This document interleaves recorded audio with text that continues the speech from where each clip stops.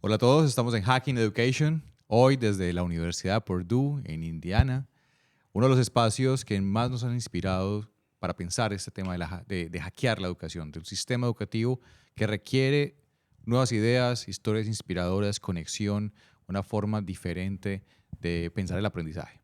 Hoy con un gran amigo, con Johan Ruiz, ingeniero de materiales de la Universidad de Antioquia, uno de los primeros, digamos, que se vinculó a un proyecto que en episodios anteriores hemos hablado, que se llama Interchange Project, con el que estuvimos acá en diferentes momentos en la Universidad de Purdue. Y hoy desde acá, estudiando su doctorado en ingeniería y con una visión de futuro mucho más amplia, nos va a contar su historia, nos va a inspirar un poquito con esa historia que viene desde Santo Domingo Sabio, Medellín, Colombia, hasta la Universidad de Purdue en Indiana. Bienvenido, hermano, ¿cómo estás? Hola Alejo, muchas gracias por tenerme acá y bueno, esperando que todos disfruten de la entrevista. Con seguridad, con seguridad. Esta conversación es una conversación entre amigos y como pueden ver estamos en un salón maravilloso, un espacio generoso, un espacio que habla también de lo que es esta universidad y cómo se toma en serio la experiencia de aprendizaje.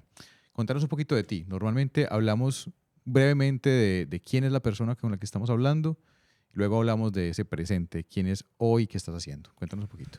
Ok, bueno, yo soy Johan Ruiz, nací en Medellín y estuve en el barrio Santo Domingo Sabio. Entonces, allí empecé pues mi educación.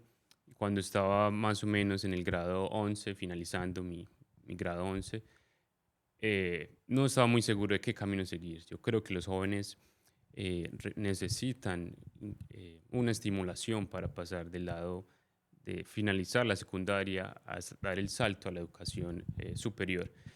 En ese momento estaba muy inseguro, quería estudiar como educación física, me gustaban los deportes y me gustaba el fútbol y no he encontrado como un camino como a seguir. Entonces creía que el entrenamiento deportivo de pronto era el tema que me podría mover, pero porque no tenía más opciones. Ya. Entonces, básicamente, Interchange, como lo dijiste, llegó un proyecto que me llevó a conocer la ciencia, la tecnología y la innovación. Y en clases de nanotecnología y en clases de robótica, de entomología. Entonces fue como, vea, algo diferente. Hay algo diferente. Me gustó, me motivó, me llenó de curiosidad y me llevó hasta acá. Increíble. O sea, de pensar en estudiar educación física a matarte estudiando física a otro nivel y llegar a pensar y a estudiar un doctorado. Hablábamos ahorita de tus inicios en la Candelaria. Cuando empezamos el proyecto Interchange, uno de los trabajos fue ir a convencer a cada uno de los rectores de que enviaran el mensaje de este taller, de este curso que habíamos diseñado sobre 6 semanas en nanotecnología, conceptos básicos, pero con experimentos y experiencias prácticas. Sin embargo, no fue fácil la comunicación. Y ahorita hablábamos de esos elementos que son milagrosos. Alguien te dijo a ti y tú llegaste, ¿cierto? Fue como la cosa. Sí, básicamente uno de los profesores, creo que el área de química, nos dijo a los estudiantes de esa clase en ese momento que se iban a generar algunos clubes de ciencia o actividades de ciencia en la Biblioteca España en ese momento y algunos de nosotros nos interesamos y fuimos a eso.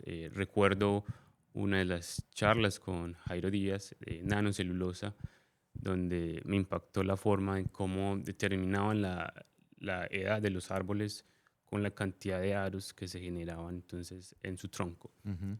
Después de esta actividad, Interchange siguió realizando otras actividades, acogiéndose a universidades públicas y privadas de la ciudad de Medellín y fue incrementando su impacto a nivel de ciudad. Un saludo a Jairo Díaz, que también va a ver este podcast. Con seguridad está rompiéndola en donde esté. Es un genio, es una persona bastante inspiradora. Entonces entremos a ese punto, los mentores. Ahorita decías, muchos de los jóvenes que terminan o que están terminando, digamos, entre 10º y 11, no saben para dónde orientarse, no saben qué carrera, no conocen ni siquiera, cuando se hablan de ingeniería es casi que lo ponen en una misma categoría, pero desde industrial hasta materiales hay una paleta de cosas y diferencias gigantes. Contanos un poquito de esos mentores que te fueron llevando. Ya hablaste de uno que te despertó la curiosidad de STEM, digamos, de la ciencia. ¿Cómo ha sido ese recorrido de esos mentores? Sí, básicamente cuando al finalizar mi secundaria y tuve la oportunidad de viajar a la Universidad de Purdue a un campamento de verano por 15 días, mis mentores de mi colegio también me apoyaron.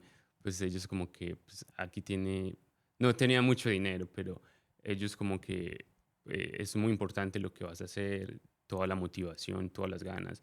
Me aportaron incluso con dinero de ellos. Eh, E incluso cuando en la universidad, en los primeros semestres que fueron muy difíciles para mí, incluso me ayudaban como a conseguir, no sé, clases personalizadas para mejorar en temas de química. También uno de los mentores que recuerdo y son importantes para mí está el profe Daniel Ramírez Daniel Ramírez, que también va a ver este podcast. y Franklin Jaramillo, que empezamos a generar celdas solares con jugo de frutas en la Biblioteca España también. Además de eso, es el profe Johnny Jaramillo, que actualmente está trabajando en el CERN. Entonces, yo tenía muchas dificultades al principio en el tema de la física y yo me senté con él pues es físico y me dijo como que, Joan, este tipo de materias debes estudiarlas de una forma diferente, debes tratar de enfocarte en el principio físico que rige las propiedades y incentivó y motivó en mí una visión diferente de cómo estaba aprendiendo. Y eso me marcó y fue muy importante para seguir mi recorrido. Ella está señalando una cosa muy importante en Hacking Education y es no todos tenemos o debemos tener los mismos métodos de estudio, de aprendizaje y entender una cosa fundamental y es que estudiar no significa aprender. Uno puede dedicarse a estudiar horas con una mal técnica y no recibir nada ni aprender, o sea, dejar en tu memoria la información necesaria o los conceptos necesarios. Los mentores no solamente inspiran, estás mencionando eso, también te dan como claves para poder orientarte de una manera diferente. Franklin Jaramillo, un nombre importantísimo en la Universidad de Antioquia y en el mundo de la nanotecnología en Colombia. Recuerdo también que nos acompañó en un proyecto que se llama EPICS, ¿cierto? Y Nanofruit. Por ahí me contaron que estuviste vendiendo jugo de mora con nanocelulosa, una cosa extrañísima. Sí, básicamente cuando el proyecto Interchain empieza a migrar a universidades públicas y privadas, tuve la fortuna de trabajar con profesionales de esta universidad y junto con algunos de mis compañeros, Anthony y Carlos, estuvimos inmersos en nanocelulosa. Entonces, lo que realizamos en ese momento fue tratar de realizar un jugo que se generaba a partir de una bacteria que se había descubierto en Medellín. Y básicamente esta generaba la nanocelulosa que podía utilizarse como fibra dietaria para mejorar entonces La la absorción, la digestión. digestión. Sí. Entonces, pues, esta fue una de las actividades que estuve inmerso y fue muy importante para nosotros tener una visión de cómo eran los laboratorios en ese momento en la UPB y tener una visión más global. Creo que lo discutía con alguno de los profesores en la universidad y él nos decía, la visión que ustedes han tenido de ir a laboratorios, de incluso ir a la Universidad de Purdue antes de empezar incluso el pregrado, es una motivación extra que los va a llevar a sortear como todas las dificultades que puedan tener en la carrera. Entonces entremos en ese punto. ¿Qué significó para ti la experiencia del campamento Jerry en el 2014 cuando pues, de pronto, no sé si habías viajado antes por fuera del país, pero creo que era tu primer viaje a Estados Unidos? ¿Qué significó pues viéndolo en retrospectiva, ¿cierto? De lo que sos hoy para ese joven que llegó aquí por primera vez a hablar un inglés que de pronto no era el mejor? Sí, bueno, ese viaje creo que motivó y cambió muchas de las perspectivas que tenía inicialmente. Entonces, como te decía, yo quería enfocarme más en el área de los deportes, entrenamiento deportivo, Pero cuando llegué acá a Purdue, los 15 días que estuvimos en el campamento de verano y estuvimos tan apoyados por el CESAP, la Asociación de Colombianos acá de Purdue, cuando teníamos como traducciones o problemas en, en algunas de las clases. Entonces fue muy importante visitar cada una de las facultades y los laboratorios de Purdue y entender la cantidad de infraestructura que tiene. Es algo que realmente me cambió y me motivó. Fue una de las visitas que realizamos al laboratorio Bowen de Ingeniería Civil acá de Purdue, donde en ese momento estaban realizando un ensayo de fatiga in situ en, en ese laboratorio. Entonces, al encontrarme y ver como un puente donde le estaban haciendo ensayos de fatiga en tiempo real, En tiempo real y de tamaño, sí, wow, de tamaño real también. real, realmente motivó en mí como que yo quiero hacer eso. Además de las actividades que realizábamos, eh, lo que se denomina Get Hands On, Ujú. básicamente motivó como esa chispa o esas ganas de estudiar ciencia. Total, o sea, vuelvo, e insisto, de educación física y de deportes, que además es una, digamos, una ruta de aprendizaje muy importante, pero tú cambias. ¿Por qué ingeniería de materiales? Yo tengo esa pregunta. ¿Qué momento dijiste? Porque es que ingeniería de muchos, estás hablando de la ingeniería civil, por ejemplo, pero ¿por qué ese doble clic? Porque tengo que decir que detrás de Interchange, una de las grandes inspiradoras, Carol Hamberger, es ingeniera de materiales, pero ¿por qué tú? ¿Por qué tú ingeniería de materiales? ¿Por qué decidiste eso? Básicamente, la ingeniería de materiales no es como muy conocida en el país, pero básicamente cuando estuve inmerso en esta actividad en Purdue, empecé a darme cuenta de todas las aplicaciones que podía tener un ingeniero de materiales en el área espacial, cerámicos, metales, la industria metalúrgica, incluso en el área de la energía solar. Entonces empecé como, es importante porque eh, se va al tamaño nanométrico para afectar propiedades que generan un impacto a mayor escala. Entonces me llamó la atención y lo encontré en la Universidad de Antioquia, tenían el pregrado de Ingeniería de Materiales, donde el profe Daniel Ramírez es ahora como el director de la zona de extensión de esta ingeniería. Y básicamente me llamó la atención y decidí irme por ese lado. Buenísimo, Daniel. Recomendado que uses este podcast para promover la ingeniería de materiales. Bien, terminas ingeniería de materiales después de dificultades, porque debo señalar una cosa importante que pasa en nuestros países, y no solamente en Colombia, en Latinoamérica. La brecha entre la educación pública de lo que se llama K-12, es decir, de kinder a 11, digamos, en nuestro caso, con la universidad pública, la brecha de capacidades, incluso, podrías decirlo, es muy grande. Es decir, muchos de nuestros jóvenes que terminan su estudio primaria y secundaria en los colegios oficiales no alcanzan porque la calidad educativa no es suficientemente buena a los estándares de las universidades públicas. Y eso lo viviste de alguna manera, ¿cierto? Sí, básicamente lo padecí. Sí. Entonces, cuando di ese salto de la educación secundaria a la universidad, vemos que la universidad es mucho más rigurosa y requiere entonces de que tengas una metodología de aprendizaje diferente y tener una disciplina constante eh, para llevar, pues para suplir todas las materias y asignaturas que tienes. Recuerdo que mi carrera tenía muchos créditos en ese momento y tenía muchas materias, por lo cual vos tenías que distribuir tu tiempo de una forma inteligente y creo que en eso también es importante tener un buen grupo de estudio. Entonces, tener personas que tú sientas que antes te están diciendo, hey, estás atrasando, tienes que, que ir al mismo nivel. Entonces, acuérdame acá de Camilo, de Magali, de Estefanía, de Luisa. Entonces, son amigos que generaron como que el camino no fuera como tan difícil y te apoyaron en todo momento. Genial. Bueno, volvamos. Entonces, estabas terminando tu ingeniería y creo que te invitaron a hacer por acá otro, ya no el campamento, sino otra Ok. experiencia. Sí. Básicamente, al terminar como mi último año de pregrado, tuve la oportunidad de realizar una pasantía de investigación acá en la Universidad de Purdue en el tema de energía solar. Dentro de uno de los temas que me ha parecido importante o me ha llamado la atención es el tema de las celdas solares, de cómo solamente implementando un recurso natural como el sol podemos generar electricidad. Entonces, llegué a Purdue a realizar entonces esa pasantía de investigación en el área de las calcopiritas. Entonces, es un material eh, que, es, que es un semiconductor directo y básicamente tiene propiedades potenciales para desarrollar una celda solar.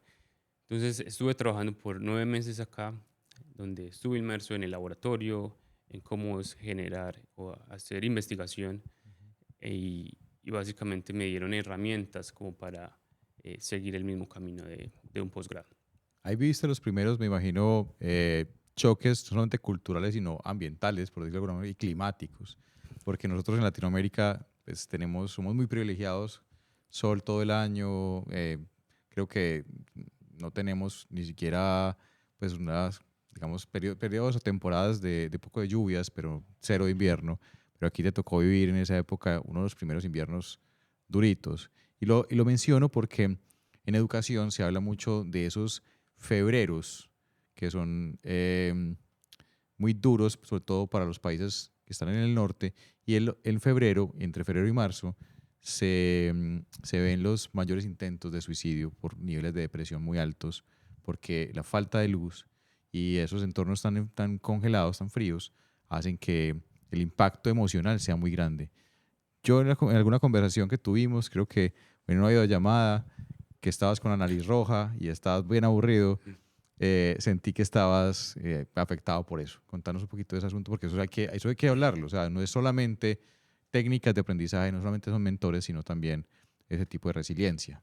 Sí, básicamente cuando estás inmerso en una nueva cultura, el tema también, un nuevo condiciones ambientales incluso, te das cuenta de que primero debes rodearte de un grupo seguro de amigos donde puedas encontrar como una palabra de aliento cuando no te sientas como al 100%.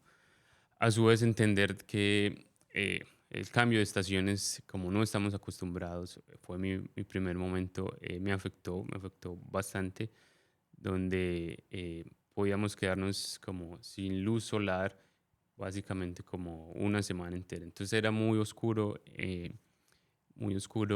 esos momentos y te afectan mucho, te afectan el estado emocional y mental, donde tienes que recurrir a otro tipo de actividades, como el ejercicio también, donde acá en Purdue se generan workshops incluso de cómo sortear este tipo de dificultades. Entonces, el ejercicio se utiliza como una forma de estresar tu cuerpo, pero a su vez, entonces se ha demostrado que este estrés que le haces a tu cuerpo se genera también en la capacidad que la mente tiene para controlar esos niveles de estrés en otro tipo de ámbitos Te laborales prepara o también académicos. para Te prepara para okay, sortearlos. sortearlos.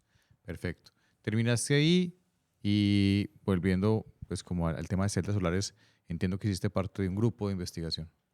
Sí, entonces aquí hice parte del grupo de investigación de celdas solares de Rakesh Agrawal y aquí fui co-advised por Carol Hendricker y Rakesh Agrawal y donde estuve trabajando con uno de los estudiantes, Anna Murray, donde estuve trabajando y aprendiendo cómo se hace investigación de alto nivel. Ya. Entonces fue muy gratificante ver los laboratorios que tenía. Contamos como con 4 laboratorios donde tenemos como las herramientas y todos los equipos necesarios para generar la investigación que necesitamos. Entonces, Ujú. si requerimos eh, como un reactivo, puede tardar 2 días, una semana en llegar. Por lo Ujú. tanto, se tienen las condiciones para hacer investigación, que es Ok. tan importante. Genial, genial. Entonces, actualmente estás siendo, pues digamos, parte de ese grupo de investigación, y quiero que nos hables un poquito del Johan a futuro. Estás viendo las condiciones, ya vimos un pasado, ya vimos tu recorrido, ya estás aquí, estás en los laboratorios con un montón de recursos, de talento humano, de capacidades. ¿Qué crees que viene para ti? ¿Qué viene para adelante? Bueno, esta es una buena pregunta. Yo considero que me gustaría irme por el lado de la industria de semiconductores. Entonces, entender desde las materias que he visto acá también en el posgrado, de la importancia que tienen los semiconductores a nivel mundial, me gustaría irme por esa parte.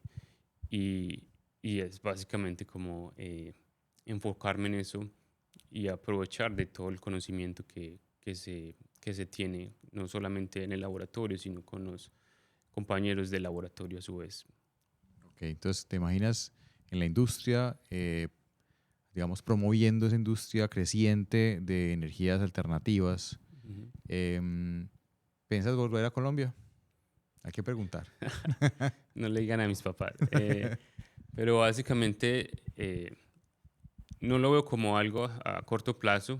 Me Ujú. gustaría seguir aprovechando esta oportunidad que tuve y seguir aportando desde acá.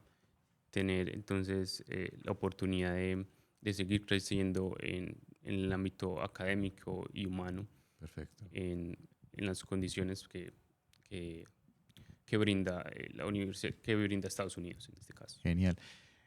Entonces vamos a hacer una recapitulación antes de terminar, porque como siempre en Hacking Education terminamos con unas palabras para los maestros, para los educadores, para las personas que inspiran a otros y que son agentes de cambio. Eh, un joven que a sus 17, 18 años estaba terminando su bachillerato, su grado 11 en Medellín, Colombia. Hablamos de Santo Domingo porque es una de las comunas más reconocidas e importantes, la Comuna 1 incluso, en Medellín. En Medellín tenemos una distribución por comunas o distritos, que de esa manera lo llaman también. Te encuentras con un proyecto STEM que se llama Interchange Project, del que hablaremos y hemos hablado. Algo como que te suena una campana y te dice, venga que por acá es. Terminas en un campamento de verano y de ahí en adelante el mundo se abre y sales de un barrio y sales hacia el mundo y ahora estás estudiando tu doctorado. Es el momento de las palabras. ¿Para quién, y mirando a la cámara, qué recomendarías para hackear esa educación, para promover una educación diferente que le permita a más jóvenes llegar a donde tú estás llegando y a donde vas a llegar? Que yo básicamente recomendaría conocer como a los estudiantes. Siendo maestro, debemos conocer que no cada uno aprende de la misma manera. Entonces, determinar si uno es más visual, o uno le gusta más escribir, o uno le gusta hacer más las actividades, los experimentos. Primero, determinar la forma en que los estudiantes están aprendiendo de la mejor manera. Y segundo, conectar. Si yo no sé del tema, si no soy un experto en física o en química, sí puedo conocer a otros profesores de universidades incluso, donde yo ayude a conectar a este estudiante para que asista, por ejemplo, a ferias de ciencia. Las universidades tienen eh, campamentos de ciencia donde pueden empezar a construir este tipo de habilidades, en este caso STEM, donde les guste como irse por ese camino y los lleve incluso a que su curiosidad siga en aumento. Perfecto, Johan, muchas gracias por estas palabras. Espero que muchos maestros te escuchen, que todos los que hemos mencionado aquí vean, disfruten y compartan esta conversación, porque en Hacking Education lo que hacemos es buenas conversaciones que inspiran a transformar la educación global. Muchas gracias, hermano.